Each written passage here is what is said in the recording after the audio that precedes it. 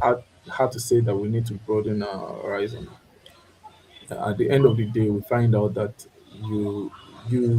need that level of speed. You need Mm-hmm. that level of speed to move. Whether you're an MSME in today's world or you're a startup, you need to fail very quickly. Failure is the default. Mm-hmm. Fail so many times so quickly that you find the trick to break out and grow something that blesses a lot of people.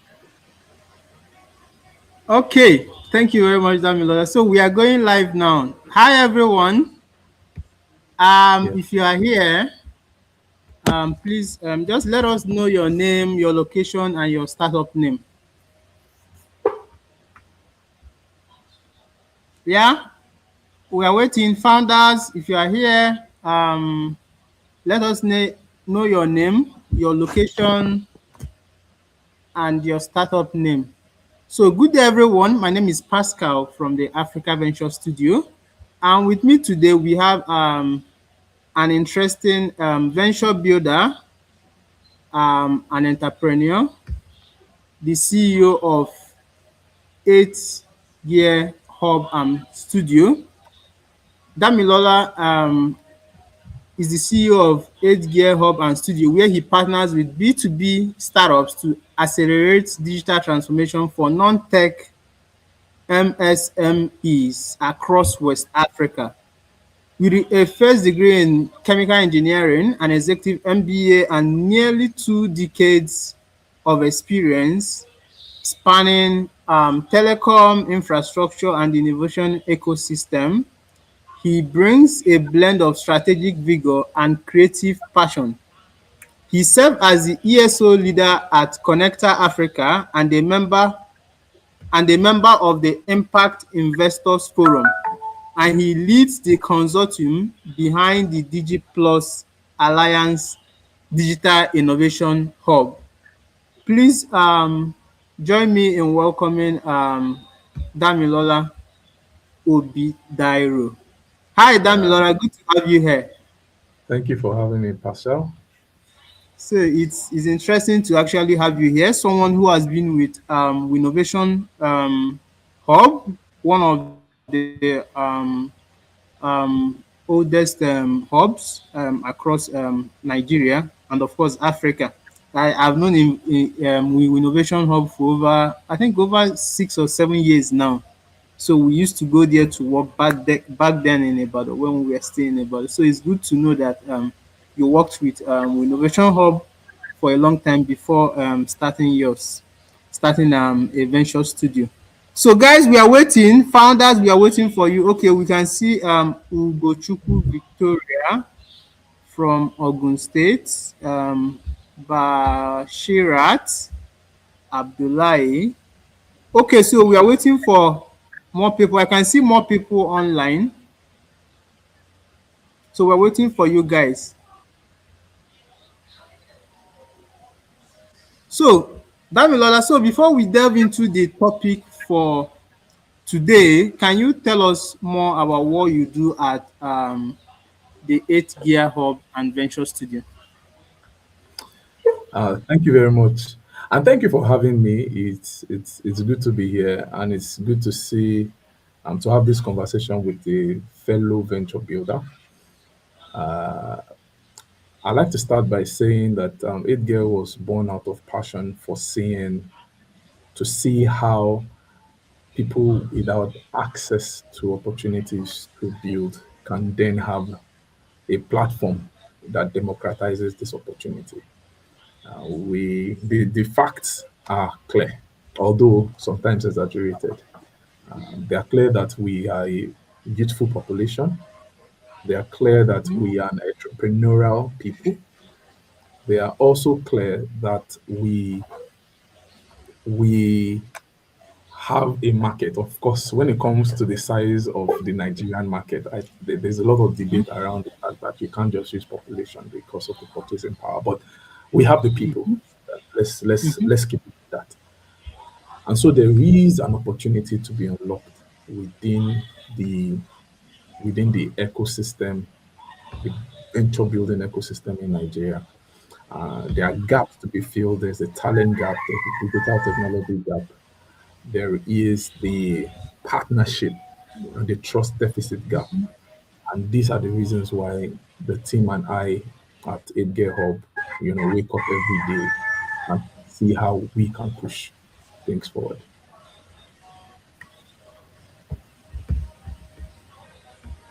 Okay. Thank you very much. That means a lot. So speaking from your experience, what has been the greatest experience or the greatest challenge trying to build a venture studio in Africa? Okay. I think that the greatest challenge will be understanding that the venture studio model does not have to imitate what exists outside the continent. That's number one. And that we could actually, nobody's holding us to any, this is how it has to be. And then being able to think through what works for our own community. I think that that was one of the biggest challenges. I said that to say that uh, thinking of innovative ways to fund the work that we do then required us to think differently. As we do not have access to dollars the way the first venture studios on the planet started with, so it cost us to really think differently and think outside the box on how we can help entrepreneurs in our community build and how we can build our own ventures internally uh, and remain alive. I think that that's really the biggest challenge that we've had.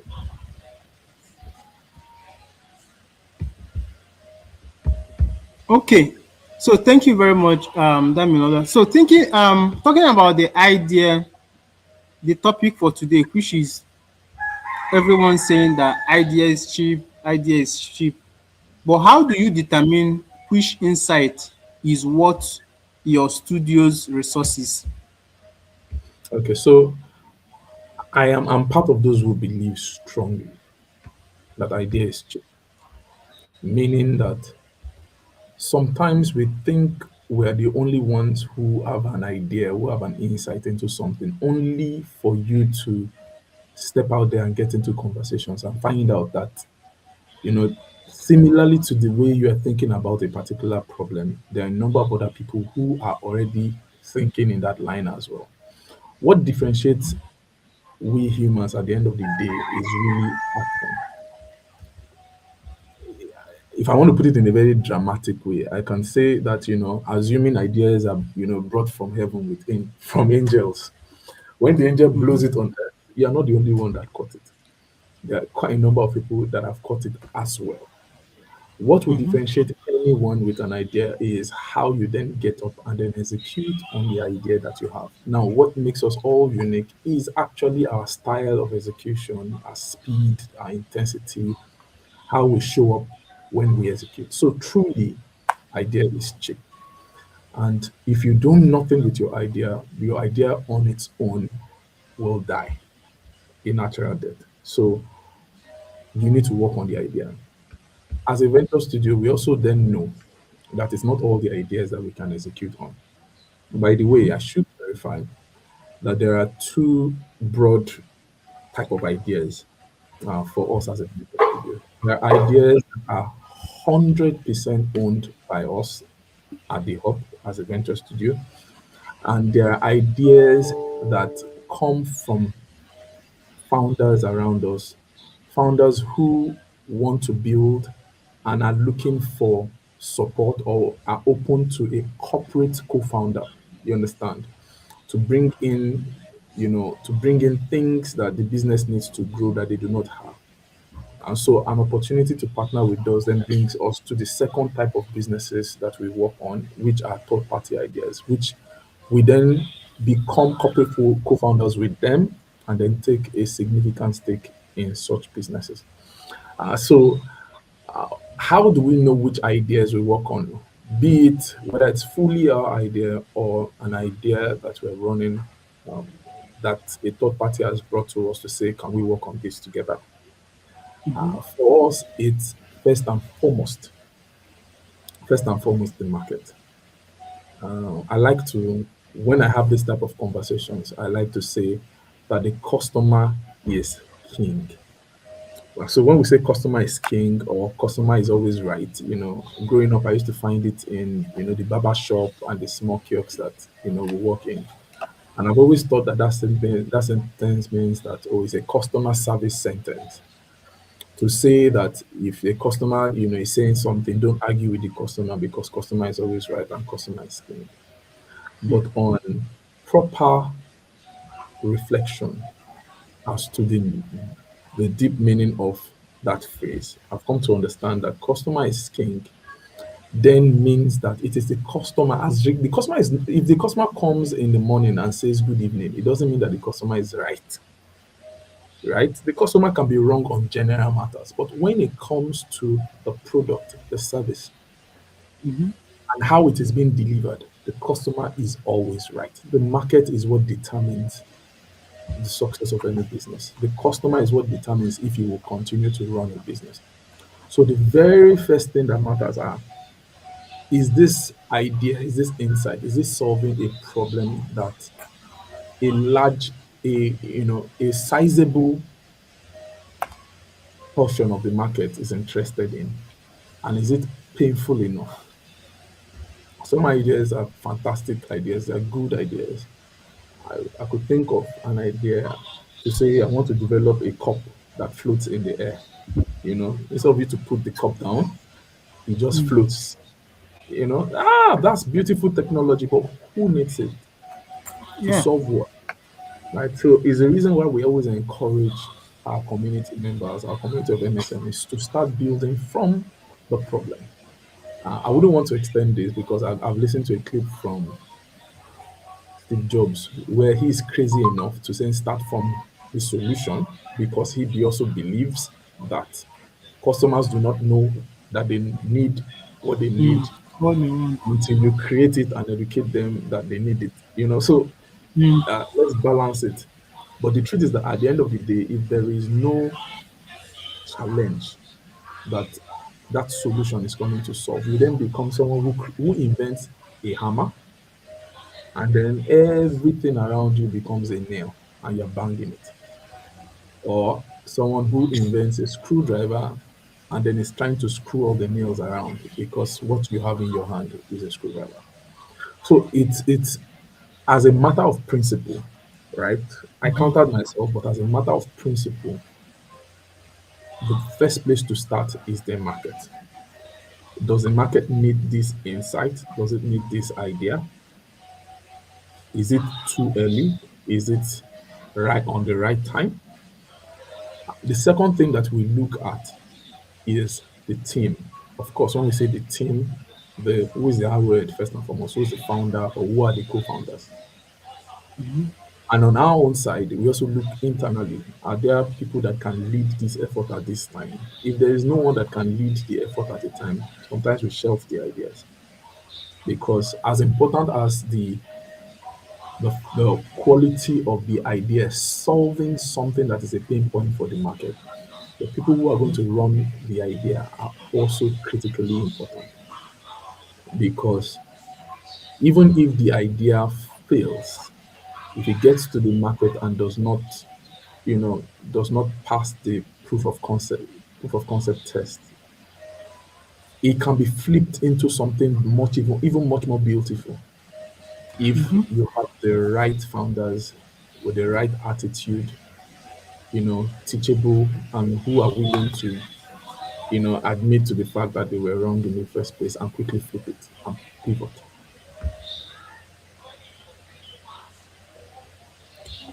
Okay.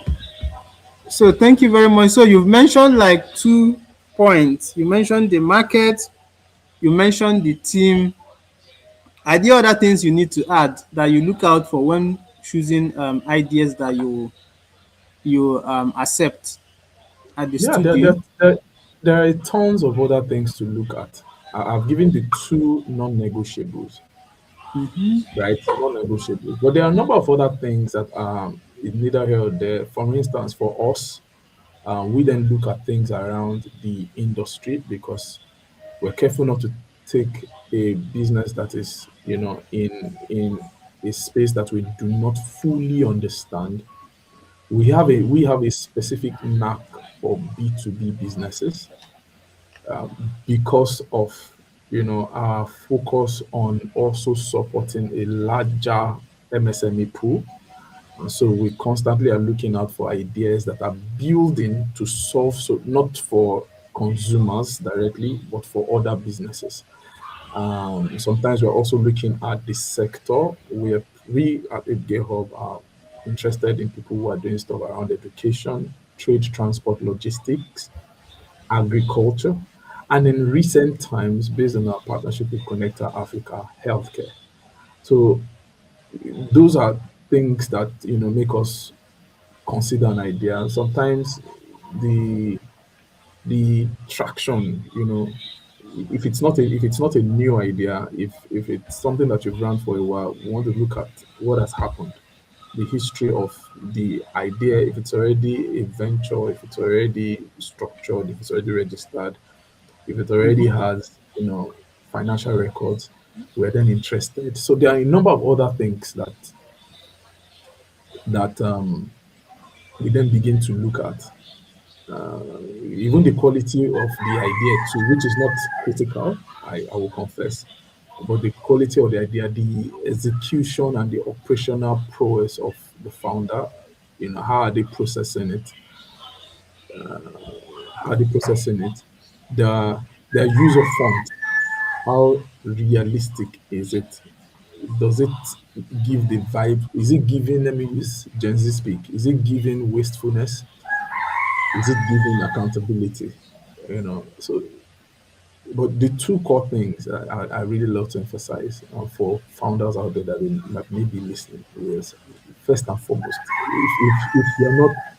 if you're if you have created a solution and you're not looking for the problem that solution can solve, you have missed it in our eyes. You have missed it. And if your background, your education, and your ability to quickly learn, your attitude already gives off, I know it all, you've lost us.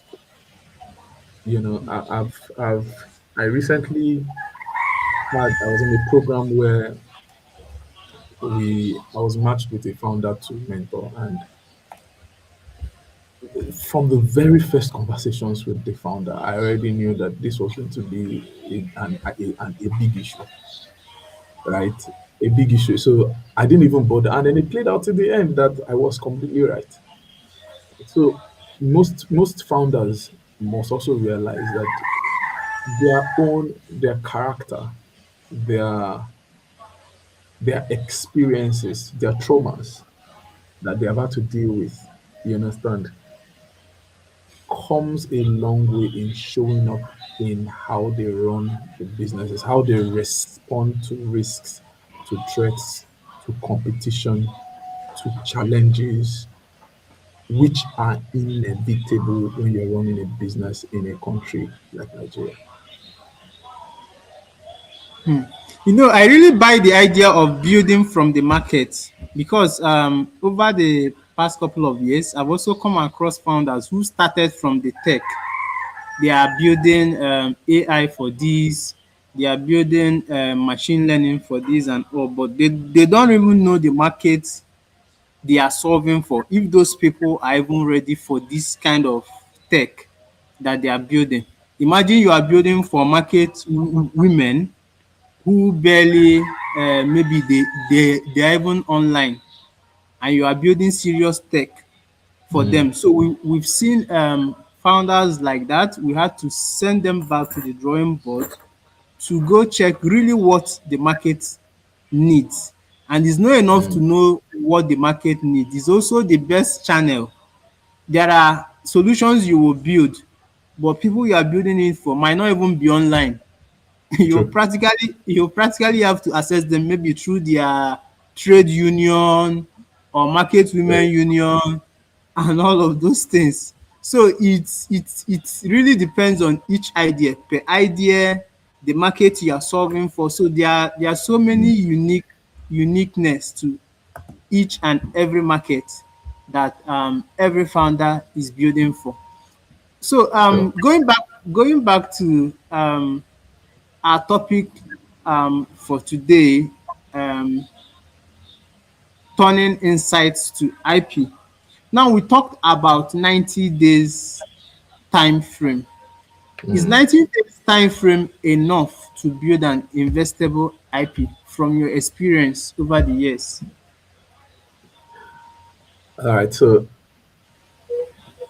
let me answer your question directly first, and then I'll give the context. So the answer is yes. 90 days is optimal to build an investable IP. The context, however, is that that 90-day window isn't meant to build a perfect product.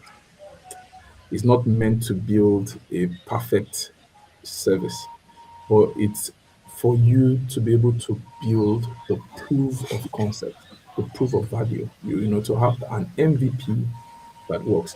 In today's Nigeria's economy, um, if you can't prove the value of an idea within 90 days, you are either over engineering that solution. You understand? Or the solution for that problem is not what you have. Because when we say investable IP, we are not talking about a product. So that's the clarity that I need to provide, because it's easy to then say, they said that in 90 days we can build a product. No, it's the IP, it's the solution, the intellectual property we're talking about. And what makes an intellectual property investable is the fact that you have been able to de-risk it, you've been able to show that it has value. And so in showing, so the question, if I reframe your question, is 90 days enough to prove that a solution is valuable in the market? That makes it easy. So the answer is yes. And anything longer than that, if it's not that there is a unique situation, for instance, if you're building a solution that depends on seasonal, a particular season, you understand? Of course, it will take more than 90 days, because there's a particular season you You have have to to wait wait for the for season. to test that idea if it works for that season. So apart from unique situations like that, um, 3 months is enough for you to know and to get feedback from the market to know if you have something that is worth pursuing. Okay. So thank you, Damilola. So why before we move on, I want to speak to founders here. So founders here, please, if you have questions so far, or you have questions for myself or Dami, please you can send in your question through the comment section, or you can raise up your hand. If you want to speak up, we can actually add you to the studio to speak up. But then, if you want to type, you can send in your question through the comment section so that we get to see it from here and we can attend to it. So, going back to our question, so Dami, you've talked a lot about startups and the things you look out for before you pick startups, like the third party ideas that you work with and all. What big governance red flag have you noticed so much around Nigerian startups today? Okay, so the biggest red flag really has to do with the heart of the business, and which is the finances. Once you find out that a founder cannot differentiate, does not have that financial discipline to really and truly differentiate the finances of a venture from their own personal finance, big red flag. And I think that that's the biggest. And we've seen a number of governance failures in the startup space in the last 3 years thereabout, and some of these stories coming out, and it leading to crashes of such ventures. But for me, that's the biggest. And I think that it is a symptom of a deeper issue, which is lack of oversight, right? So when I say lack of oversight, that I mean to say that at the end of the day, if you are building a business and you are the almighty, you are the final, you understand, you are the final say, there's nobody that is checking on you, it is very dangerous. It's subtle. We know all of this, but we know that and we still trust ourselves. There's a popular phrase that says that absolute power corrupts absolutely. So if you have the absolute say over your business and there is nobody that is going to call you together to ask you questions, there's nobody that you are reporting to, there's nobody that you are submitting yourself to that can then check and then say, oh, this is well, have you considered this? Will you do this? You are on a slippery slope to corruption. And so when we say corruption, it doesn't necessarily mean, corruption like in the popular Nigerian setting. So we're talking about it having adverse effect on your corporate governance as a business. And it pushes you to extremes that you are going to be blinded to. You will not see that you have blind spots and you will step into things. So it's very important that even from the very beginning of every business that is for the long, not a hustle. If anyone is running an hustle, not a problem. Do it the way you want. If you're running a quick, sharp business, you're seeing an FX opening, you want to buy dollars, sell it and make money, you want to buy the dip in crypto. No, you don't need you don't need any governance for that. But if you're building a proper business that will stand the test of time and that will be creating value sustainably, you need to have some form of board oversight, be it an advisory board, which we started with before we transited into a proper board. And we do the same. We kind of provide this board oversight for all our portfolio companies. And then we provide it as a service at ADA to any MSME who doesn't necessarily want us to have stake in their business, but wants this service as well. We provide it for cash, right? But board oversight, some form of mentorship and accountability. And no matter how good the investment deal you have gotten is, no matter how good your technology is, if that is missing, it will be your Achilles heel and it will catch up. Thank you very much, Dami, for that insight. So, back to the questions. So, what happens if a co-founding pair fails the software sprint within 90 days? What happens if the co-founding team fails Mm. the within the 90 days frame to prove their Beautiful, concept? beautiful. So we fell forward, right? So it's celebrated. We are happy. We are happy that it failed because if it did not fail now and you extended more energy, more cash, more affection, because as entrepreneurs, we also involve our emotions in the businesses that we build. And then you pour more of that into the business, and then it feels 2 years after is worse. So it's better that that it fails on time is success in itself.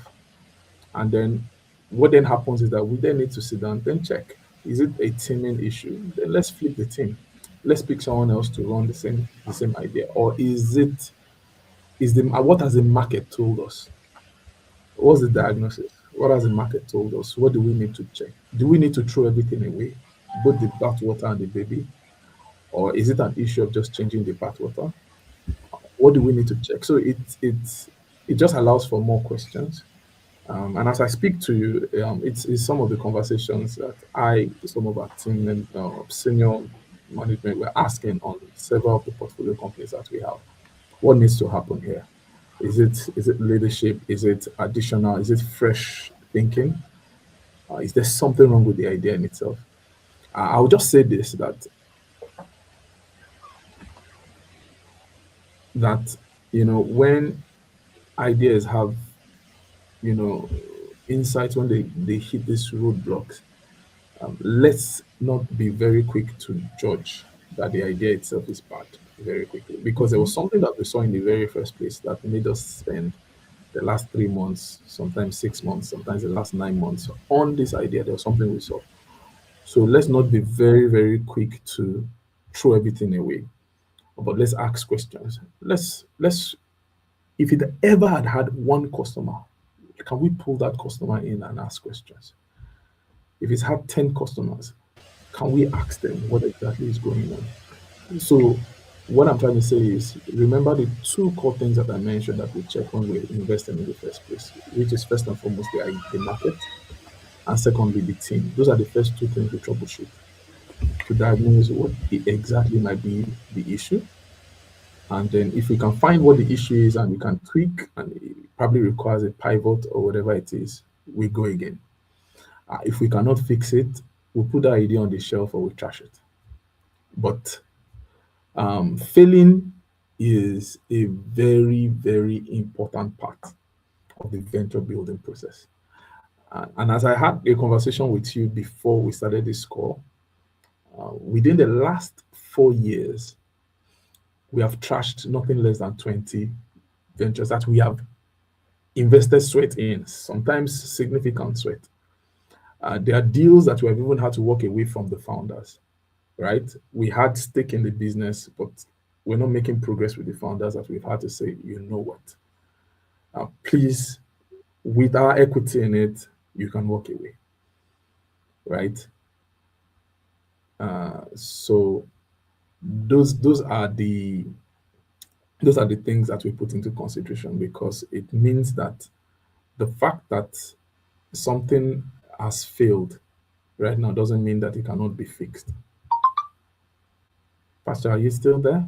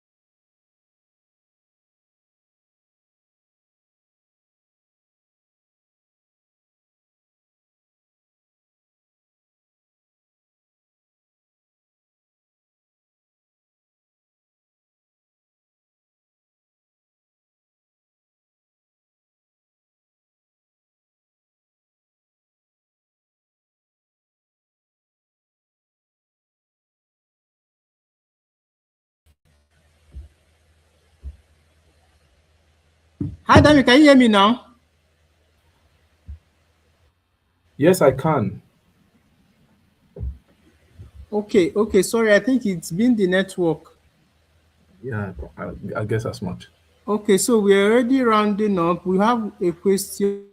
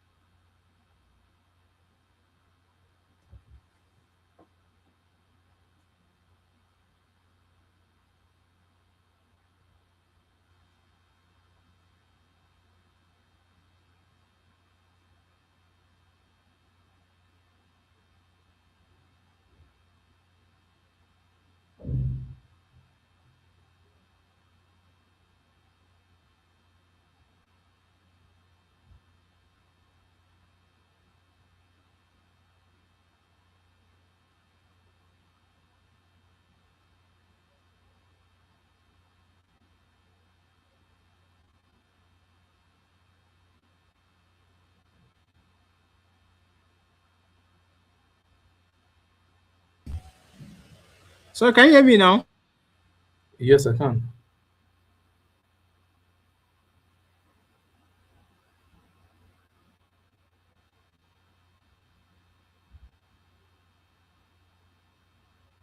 Hi, Dami, can you hear me now? Yes, I can hear you.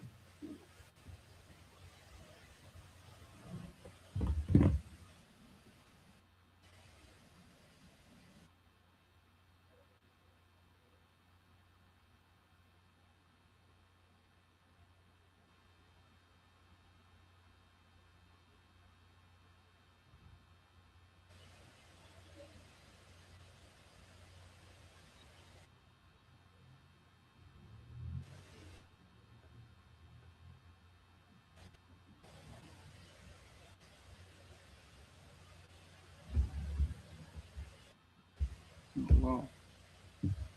I Can you can hear hear you me? clearly.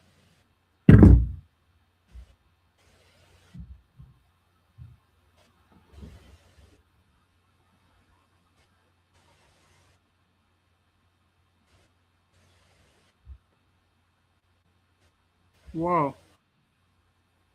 Hmm.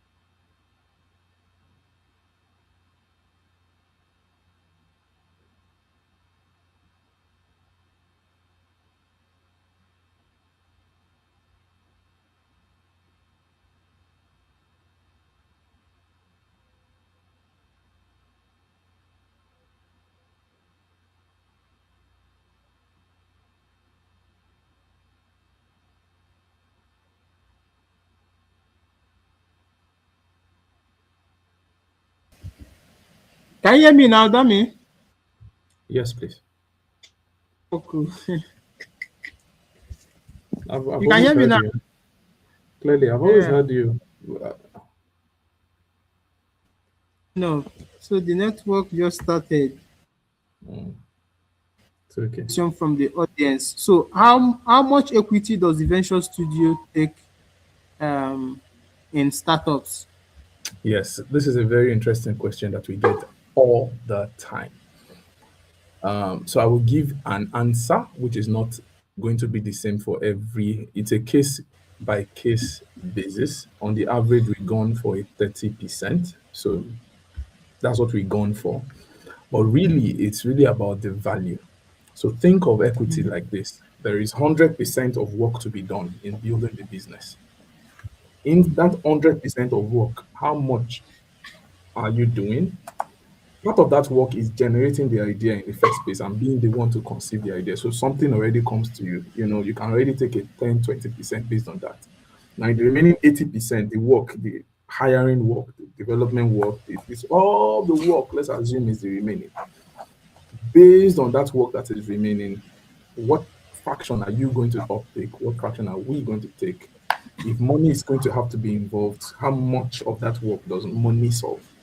So those are the things we will put together on the table before we agree. There's no gun to anybody's head on this, so it's a negotiation. If you want us to take more work, we'll take more equity. If you want us to take less work, we take less equity. But you cannot ask us to do 90% of the work and take 10% equity. Neither will we do 10% of the work and ask for 90% equity. I hope that really answers the question. But there is no particular percentage because the scope of support for each venture is different. Okay, thank you very much for that. So for the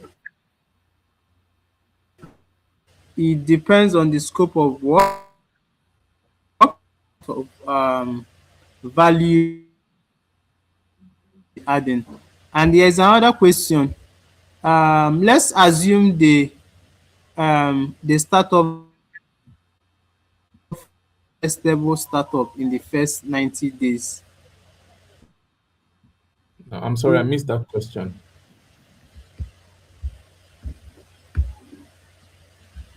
Can you take the question again?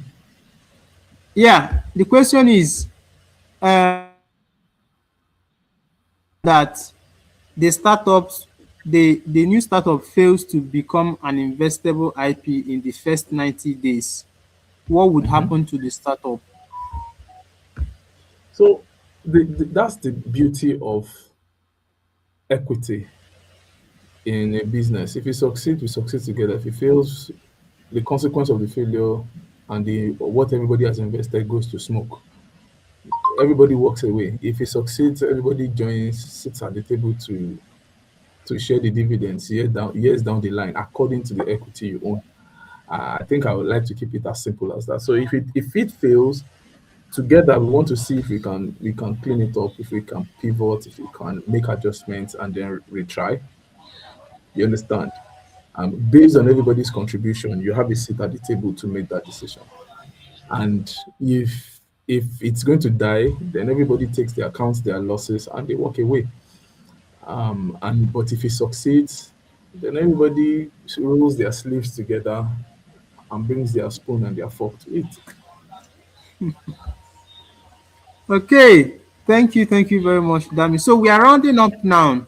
As a final thought, what are your um what are the advice you have for startups here who are still building, founders here who are still building? Okay. I wouldn't even have to think so much to answer that question. My number one word of advice will be to start quickly, uh, and I will say something that may not be popular, which is quit chasing grants. Keep being overly fixated on looking for grants and investment. Make the market your number one person you are building for, not the investors. Right? Really focus on what the market wants, not what the investor wants to hear to start with. From my experience, if you build something fantastic and the market wants you, the investor wants the businesses that the market wants. The investor will come after you. If you're building something that the market doesn't want, you can play whatever game, you can do social engineering and get the attention of investors. You can even get investment, but it takes you nowhere. The ideal way to build is to ensure that you build something that the market really truly wants. If you do that, people with money will want to be a part of what you're building, and then they will bring the money in. If your money if your business actually is investable and requires the investment, as against packaging the business for investors, hoping that when I now have investors, I will now start building for the market. I think that that is one order that I would love to advise startup founders to follow, to not to be weary of. I'll also advise to fail very quickly. Whatever errors you're going to make, if it's going to fail, let's move, let's fail quickly. Let's support other people around us. Let's share information, let's share access, let's share knowledge. I think that the moment we all then realize that the Africa of our dream requires that everybody puts their hands to the plow, and the real competition is not your that other business, that other venture, right? And that the real competition is yourself, beating your own records of yesterday and collaborating with people around you to see how together we can have a bigger share of the market and how we can do better. I think that that mindset is very important to bring to the market because it is a growth mindset and it is one that attracts investors as well. And Okay. one final thing, get a board. Start with an advisory board. Get two, three intelligent, experienced people who have gone ahead of you. Submit yourself to listening to advice. In the multitude of counsel, there is safety, right? You de-risk your business significantly, practically and significantly by having an advisory board if you cannot have a proper board to start with. You become also more attractive to investors and potential partners when you are truly, not on paper, not, but truly get an advisory board and work with them. Uh, I think, and if you cannot afford one yet, and you want to play around with Venture Studio, talk to us at 8Gear or African Venture Studio. Thank you very much. Okay, thank you very much, Dami. I think it's been an interesting time. The insights, the knowledge, the experiences shared. So, founders here, if you have more questions and you need to connect with Dami, you can use his name at Damilola Obidairo on LinkedIn. You can reach out to him. Dami, if I don't know, maybe if you have an email, am I free to share your email? Yes, I prefer info at 8gearpartners.com. Okay, so info at 8yearpartners.com. So if Yes. you want to reach out to him through email, you can also reach out to him. So thank you everyone. Thank you, Dami, for creating our time to join this session. And thank you, founders, for also joining in. Looking forward to the next session in the new year on the 6th of January. Thank you, and do enjoy the season. Thank you, and bye. Compliments of the Bye. season by Compliments of the season.